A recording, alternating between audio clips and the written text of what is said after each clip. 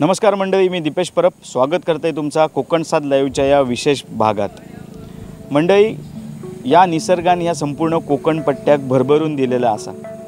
या कोकणात असे अनेक गोष्टी असतात जे निसर्गाचो वरदहस्त लाभलेलो आणि या निसर्गान या ठिकाणचे जे लोक असतात, या ठिकाणचे नागरिक असतात, हे या निसर्गान दिलेल्या वरदानावर अनेक म्हणजे शेती म्हणा किंवा बागायती म्हणा, आंबा, नारळ, काजू, फणस असे अनेक गोष्टी असतात जे या निसर्गान या ठिकाणी दिलेले असतात। अशाच प्रकारे मी आता असं वेंगुर्ला तालुक्यातील शिरोडा या भागामध्ये, शिरोडा हा भाग जो हा तो पर्यटनदृष्ट्या प्रसिद्ध भाग हा। अनेक पर्यटक शिरोडात या ठिकाणी समुद्रकिनारे, वेळागर समुद्रकिनारी भेट देतात आणि जशी पर्यटनाची ओळख या शिरोड्याची तशी या शिरोड्याक एक ऐतिहासिक वारसोसुद्धा लाभलेलो असा। तो म्हणजे या शिरोड्यात हैसर मिठाचो सत्याग्रह झालेलो होतो आणि या सत्याग्रहात अनेक त्या ठिकाणचे त्यावेळेचे या ठिकाणचे नागरिक जे होते त्यांनी या सत्याग्रहात सहभाग घेतलेला होतो। ज्यावेळी महात्मा गांधीजींनी दांडी येथे सत्याग्रह मिठाचो केलो त्याचवेळी या शिरोड्यात हे मिठाचो सत्याग्रह या ठिकाणी झालेलो होतो आणि तेव्हापासून ही या ठिकाणी मिठाचा जो उत्पादन ह्या त्याच्या आधीपासून किंवा त्याच्यानंतरपासून ह्या मिठाचं उत्पादन या ठिकाणी सुरू असा। आणि पण जवळजवळ जसजसो वेळ पुढे जायत गेलो तसतसा जर बघितला तर या ठिकाणची जी काही आगारा होती, मिठाची आगारा, ती काही बंद झाली, कमी झाली आणि काही क्वचितच आगारा सध्या या ठिकाणी सुरू असत। आपल्या संपूर्ण सिंधुदुर्ग जिल्ह्यात मालवण आणि देवबाग या ठिकाणी सुद्धा ही जी मिठाची आगारा ही पूर्वी होती, मात्र आता ती सुद्धा बंद झालेली असतात आणि एकमेव ह्या शिरोड्यातला ह्या मिठागर असा ज्या जैसर मिठाचं उत्पादन केला जाता। आपण माझ्या मागे या ठिकाणी बघू शकतात की कशा प्रकारे ह्या मिठाचं उत्पादन या ठिकाणी केलं जातं। काळा मीठ आणि पांढरा मीठ अशी दोन प्रकारची ही मिठाची उत्पादनं या ठिकाणी केली जातात आणि निश्चितच आपण ह्याची संपूर्ण माहिती ही पुढे घेणारच असो। ह्याचे मिठाचे उत्पादक शेतकरीसुद्धा या ठिकाणी असत। मात्र भारताच्या स्वातंत्र्य संग्रामात या संपूर्ण मिठागराचो एक मोठो वाटो असा आणि जे आपण जो आता या ठिकाणी जो असो ह्यो गांधीनगर ह्यो भाग असा आणि सुमारे 87 एकर क्षेत्रात ह्या मीठ ह्या अगोदरपासून तयार केला जाता आणि असे अनेक या ठिकाणी मिठागरा असत आणि मीठ ह्या फेब्रुवारीपासून ह्या मिठाचं उत्पादन या ठिकाणी सुरू होता आणि पुढे ह्या मिठाचं उत्पादन या ठिकाणी केला जाता आणि जवळजवळ स्थानिक जी ह्याची माऊली देवस्थान असत किंवा या ठिकाणचे जे व्यापारी असत किंवा हे या ठिकाणचे मीठ उत्पादक शेतकरी असत, हे या ठिकाणी मिठाचं उत्पादन करतं। शासनाची सुद्धा काही मिठागरा आपण गैसूर बघूक मिळतात। तर निश्चितच आपण याची अधिक माहिती घेऊया या ठिकाणचे जे मीठ उत्पादन करणारे जे शेतकरी असत त्यांच्याकडून आणि जाणून घेऊया सध्या मिठाचो रेट काय, कशा प्रकारे असा, त्यांना काय काय समस्या असत या ठिकाणी आणि कशा प्रकारे हे त्यांचं मिठाचं उत्पादन सुरू असा।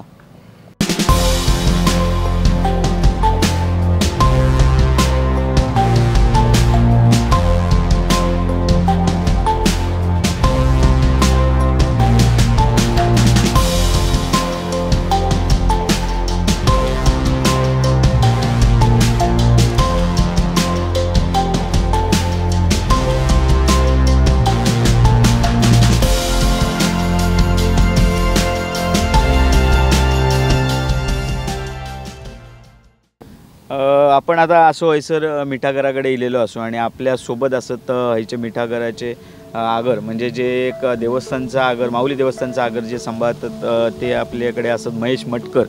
तर आपण त्यांच्याकडून अधिक माहिती जाणून घेऊया की सध्या काय मिठाचो दर असा आणि हा मीठ कशासाठी वापरला जाता आणि सध्या या मिठागरांची काय परिस्थिती काय स्थिती अगोदर मोठ्या प्रमाणात या ठिकाणी मीठ काढला जायचा आणि आता आपल्या काही क्वचितच आगारा हैसे चालू असलेले दिसून येतात आणि सिंधुदुर्ग जिल्ह्यातला मगाशी म्हटल्याप्रमाणे मालवण आणि देवबाग जैसर मिठा आगारा होती ती आता बंद झालेली आहे आणि आपल्या सिंधुदुर्ग जिल्ह्यात एकमेव ह्या मिठागर हैसर सुरू असा आणि हे काय हो ऐतिहासिक वारसोसुद्धा या ठिकाणी लाभलेलो हैसर सत्याग्रह झालेलो होतो। तर नमस्कार, स्वागत आहे तुमचं आमच्या कोकण सात लाईव्हमध्ये। आज आम्ही बघतो हैसर मिठा आपलं काळा मीठ आणि पांढरा मीठ ही दोन प्रकारची मिठा दिसतात। मग आधी पहिल्या सुरुवातीक तुमका एक प्रश्न विचारतो, तुम्ही कधीपासून ह्यो मिठाचो हंगाम सुरू होता आणि तुमची ही मिठागराची प्रोसेस प्रक्रिया जी आहे ती कधीपासून सुरू होता? डिसेंबरच्या 15 तारीखपासून कामाला सुरुवात होते। डिसेंबरचे 15 ते जानेवारीची 1 तारीख एवढ्या मोसममध्ये काम चालू होतं। कामाला जवळजवळ 1.5 महिना लागतो ही प्रक्रिया तयार करायला. त्याच्यानंतर मीठ व्हायला 2 महिने लागतात मीठ तयार व्हायला. मीठ तयार झालं की आपली प्रोसिजर चालू मिठाची. आता हे काळा मीठ आणि पांढरा मीठ या आपणाक दिसतं, मग त्या कशा प्रकारे सॉर्टिंग केलं योग्य आता कसा तयार बनतं? आता आपण बनवतो तो कारागीर बनवतो. आपल्याला कसं काळं पाहिजे तर काळं काढतो आपण आणि पांढरं पाहिजे तर पांढरं काढतो. समजलं ना. म्हणजे आता खाण्यासाठी आपण पांढरं वापरतो, जेवणाला म्हणा, माशासाठी म्हणा, बर्फासाठी म्हणा, आईससाठी ते आपण पांढरं काढतो. आणि झाडांना खतासाठी वापरतो, माड झाड त्यांच्यासाठी कलमना वगैरे वापरतो आपण.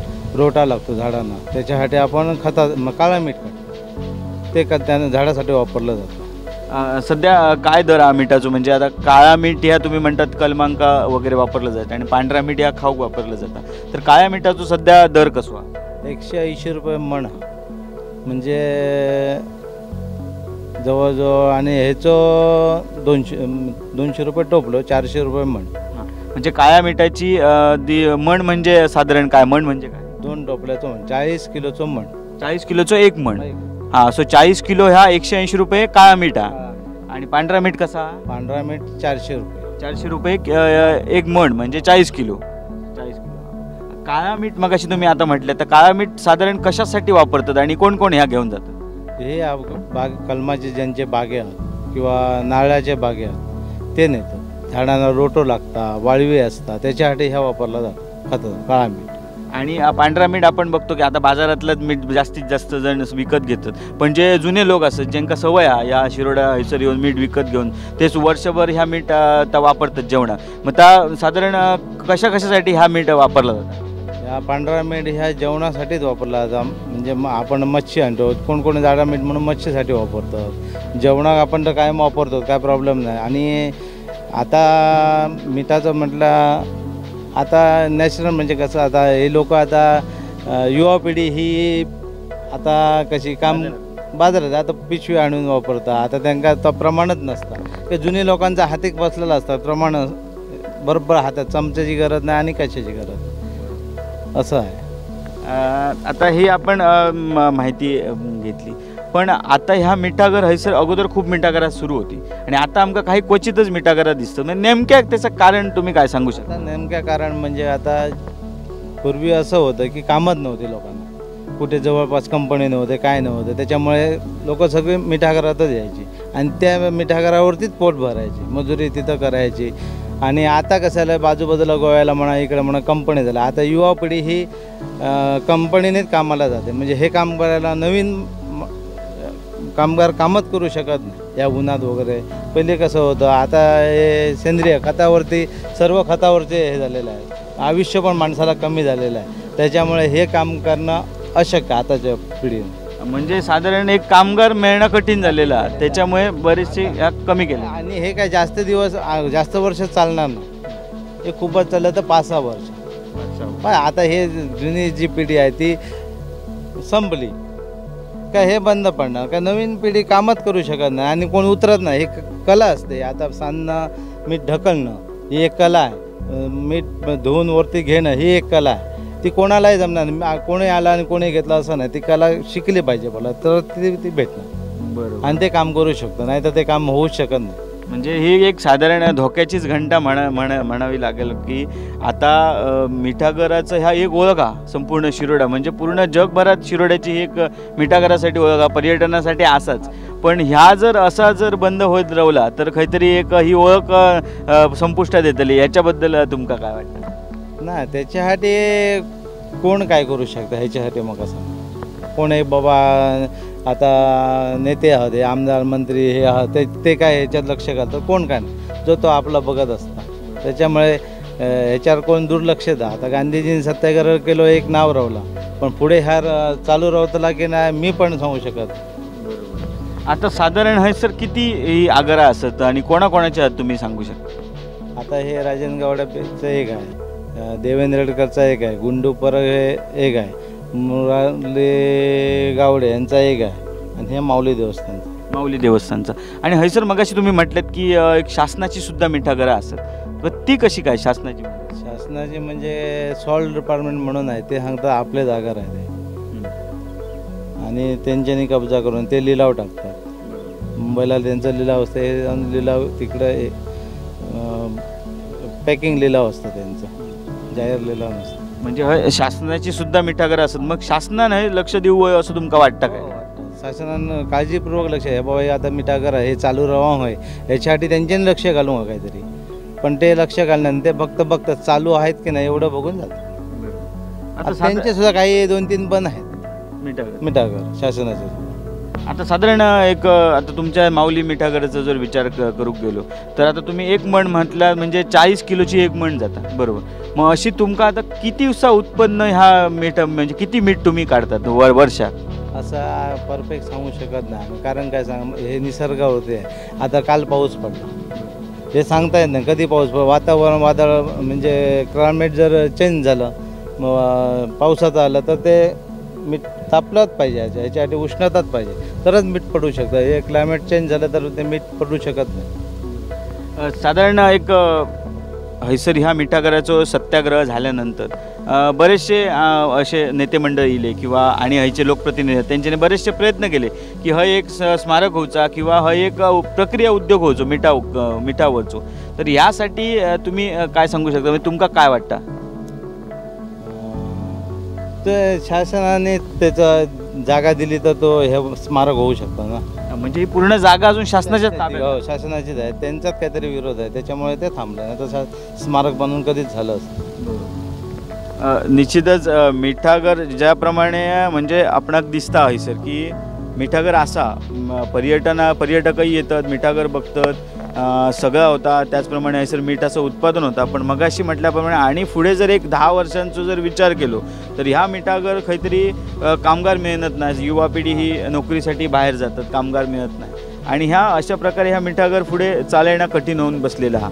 आणि ही जी मीठ काढूची एक वेगळी टेक्निक हा, ती टेक्निकसुद्धा आता नवीन पिढीक ही माहिती नाही. त्याच्यामुळे पुढे कशा प्रकारे ही मिठागर टिकतली आणि कशा प्रकारे या मिठाचं उत्पादन या ठिकाणी होताला आणि शासनाने याकडे लक्ष देण्याची जास्तीत जास्त गरज आहे. कारण एक ओळख जी आपल्या सिंधुदुर्ग जिल्ह्याची ओळख असा, या ठिकाणी ऐतिहासिक वारसो लाभलेलो हा मिठाचो सत्याग्रह या ठिकाणी झालेलो हा. ज्यावेळी महात्मा गांधीजींनी या ठिकाणी दांडी येथे मिठाचो सत्याग्रह केलो आणि त्याच वेळी या ठिकाणी मिठाचो सत्याग्रह झालेलो. अनेक या स्थानिक शिरोड्यातल्या लोकांनी या सत्याग्रहात सहभाग घेतलेलो होतो. अनेक या ठिकाणी लाठ्यांचो मारसुद्धा खाल्लेलो हा. माऊली देवस्थानचं सुद्धा यात मोठा वाटो असा किंवा यात इतिहास असा. आणि अशा प्रकारे ह्या संपूर्ण भागात एक मोठा इतिहास असताना आज या मिठाच्या आगारांची जी अवस्था झालेली आहे ही कुठेतरी शासनानं याचा विचार करणं गरजेचं आहे. आता निवडणुकी चालू असत, नुकतीच लोकसभा निवडणूक झाली, त्याचा निकाल अजून येऊचो हा. पुढे विधानसभा असलेली, जिल्हा परिषद, पंचायत समिती सगळे आता इलेक्शना ही पुढे चालू राहतली. मात्र खैतरी ही जो आपलो जो ह्या कोकणचं जो ह्या सौंदर्य हा किंवा कोकणचा ह्याचा एक देणा ती खैतरी टिकवण्याची गरज या ठिकाणी आज भासलेली आहे. आणि याचा निश्चितच जे लोकप्रतिनिधी असतात किंवा शासनान ह्याचा विचार करून ह्या मिठागरसाठी भरीवसो निधी देऊन किंवा जे जमिनींचं जो काय त्यांचा एक प्रश्न हा तो सोडवून या ठिकाणी प्रक्रिया उद्योग जर केलो मिठावरचो तर ही मिठागरा काहीतरी टिकू शकतात. आणि असो जो ह्या पर्यटनाच्या दृष्टीने सुद्धा हे पर्यटक येऊ शकतात. पुढे 10-15 वर्षानंतर सुद्धा ही मिठागरा अशी टिकू शकतात. नवीन जी पिढी असा त्यांना या संदर्भात ट्रेनिंग देऊन किंवा या ठिकाणी प्रक्रिया उद्योग जर झालो तर ही मिठागर टिकू शकतात. तर ह्यो इतिहास ह्यो टिकू शकता आणि पुढच्या पिढीक ह्यो इतिहास ह्यो या ठिकाणी नुसतो इतिहास न राहता प्रत्यक्षात पुढची पिढी ही हैसर मिठाचं उत्पादन बघू शकता. कारण आताच आम्ही बघतो काहीशी क्वचितच रस्त्याच्या बाजूक जी मिठागरा सुरू आहेत, थोड्याशा आतमध्ये येणारी सुरू असतात आणि ती सुद्धा त्यांना तो ह्यो धंदो सुद्धा जोखमीचो बनलेलो हा. कामगार मेहनत नाही किंवा आता मिठाचो दर म्हणा किंवा असे अनेक त्यांना समस्या येत असतात. बदलता हवामान त्यांच्यानी सांगितला, कधी पाऊस पडत, मिठाचं साठवण होत, कधी पाऊस पडत आणि काय होत ताही त्यांना सांगू घेणार नाही. अशा प्रकारे ही जोखीम घेऊन हे उद्योग चालू ठेवणं ह्या काहीतरी त्यांना एक कठीण जाऊन बसलेला. त्याचा निश्चितच शासनाने विचार करून यावरती प्रक्रिया उद्योग ह्यो या ठिकाणी आणण्यासाठी प्रयत्न करणं गरजेचं. कारण अनेक आज राजकारणी या ठिकाणी नेते मंडळी जे ती आश्वासनं देतात, पण हे उद्योग हे आपल्याकडे हा जा हैसर पिकवतात, जा उगवता त्याच्यातच जर हे प्रक्रिया उद्योग हैसर जर झालो तर मोठ्या प्रमाणात हय रोजगाराची निर्मिती होतली आणि जर आपल्या ह्या ठिकाणचं जे पर्यटनाचं ह्या ठिकाणा किंवा जी ही जुनी ऐतिहासिक ह्या ठिकाणा ताच जपला जातला। कॅमेरामॅन साहिल बागवे सहित दीपेश परब, वेंगुर्ला।